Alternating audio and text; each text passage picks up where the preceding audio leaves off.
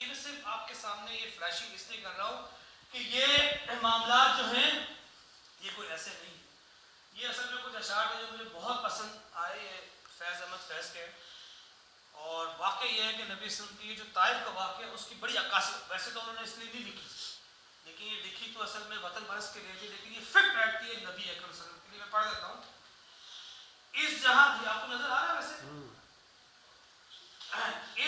اس جانے جہاں کو بھی یوں ہی قلب و نظر ہے, ہنس ہنس کے سجا دی کبھی رو رو کے پکارا, پورے کیے صرف غرف تمنا کے تقاضے, ہر درد کو اجیلا ہر ایک غم کو سنوارا.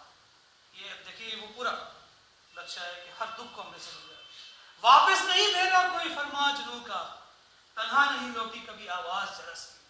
یعنی کہ اللہ تعالیٰ کی طرف سے حکم آیا ہے, ایسا نہیں ہوا کہ وہ حکم واپس خالی چلا جائے. وہ جرس کہتے ہیں گھنٹی کی آواز کو. تو گھنٹی کی آواز جو بجتی ہے, جو بگل بجتا ہے جب کوئی خطرے کی ہو, تو کہتے ہیں کہ جو اعلان ہوا تو ایسا نہیں ہوا کہ وہ اعلان کی جو آواز ہے وہ خالی جائے, ہم بھی اس کے ساتھ ساتھ جو ہے اتباع کے اندر جو ہے پہنچ گئے. تو واپس نہیں پھیرا کوئی فرما جنوں کا, تنہا نہیں لوٹی کبھی آواز جرس کی, حیرت جاں راحت تن صحت داما, سب بھول گئی مسکت حوث.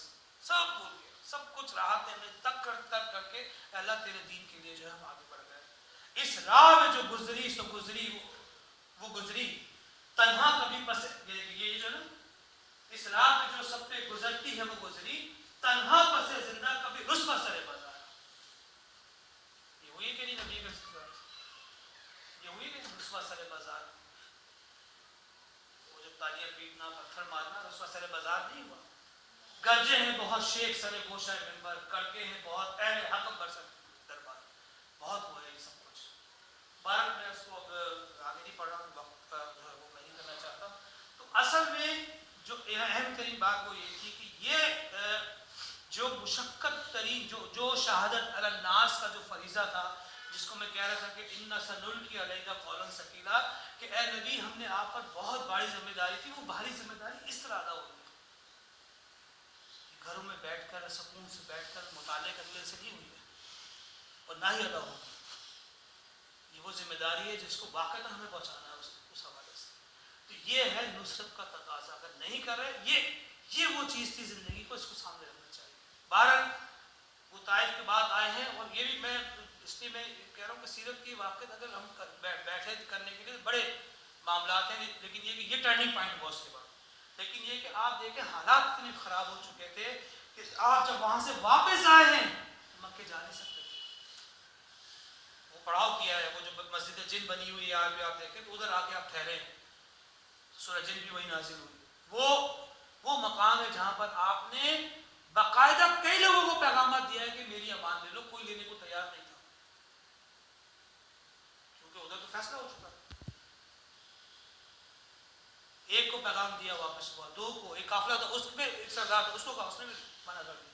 پھر ایک مطمئن بن عدی جو تھا سردار, اس کو پیغام دیا, اس نے کہا کہ ہاں میں دیتا ہوں. تو اس نے کہا نہیں ایسے نہیں, مجھے آؤ اور لے کر جاؤ, کیونکہ میں اگر مکے میں آیا تو مجھ پر تو حملہ ہو جائے گا, تو ان کو کیا پتا کس نے مان دی ہے. تو اپنے 6 بیٹوں کے ساتھ پورے جسے کہنا چاہیے کہ ہتھیار کے ساتھ وہ آیا ہے, اور نبی اکرم صلی اللہ علیہ وسلم کو لے کر کے مکے میں اعلان کرتا ہوا آیا ہے کہ سب سن لیں, کیونکہ اس میں وہی بات جو میں نے آپ کو پہلے بتائی تھی کہ ایک شخص بھی امان دے دے وہ سب کی طرف سے امان ہوگی. پھر اس کو ہاتھ تو نہیں لگا سکتا کہ میں نے محمد کو امان دے دی ہے سب. تب سبیل بنی ہے, دیکھیے عالم اسباب.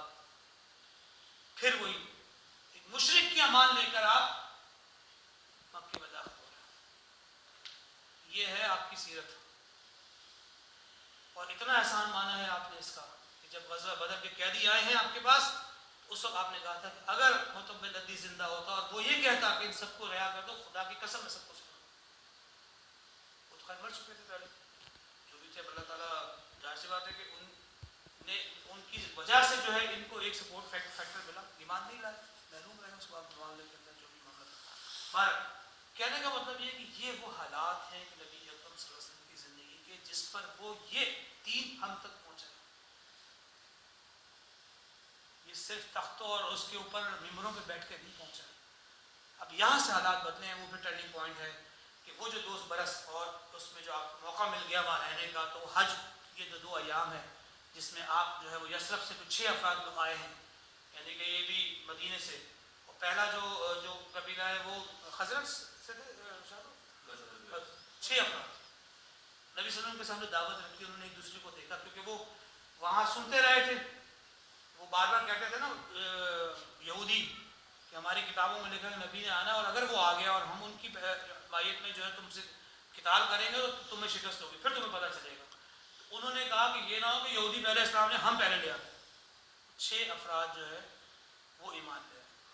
انہوں نے کہا کہ پھر آپ ہمیں کو پڑھانے والا، دین سمجھانے والا بھیجیں. تو اللہ نبی نے 2 لوگوں کو بھیجا ہے، مصعب بن عمیر، یم صحابی بالکل نوجوان 21 برس کے، اور ان کی بھی ہسٹری بڑی امیزنگ ہے. کس طرح جو رائل فیملی سے تعلق رکھنے والے فرد تھے، وہ 900 درہم کا شام سے ان کے لیے سوٹ سل کر آتا تھا. سوٹ ان کے جوڑے آتے تھے 900 درہم کے. اتنا معطر ہوتا تھا لباس، یعنی عطر لگا ہوتا تھا کہ گلیوں سے مکے کی گزر جاتے تھے، اور اس کے بعد گزرنے کے بعد لوگ بتا دیتے تھے یہاں سے مصعب گئے رضی اللہ تعالیٰ. یہ رائل اسٹائل. ان کو بھیجا ہے مدینے، اور ساتھ بھیجا ہے ان میں مکتوب بن ابی نصابی. 2 لوگوں کو بھیجا ہے، اگلے سال وہ محنت لا کے نبی وسلم کی جھولی میں ڈالی ہے.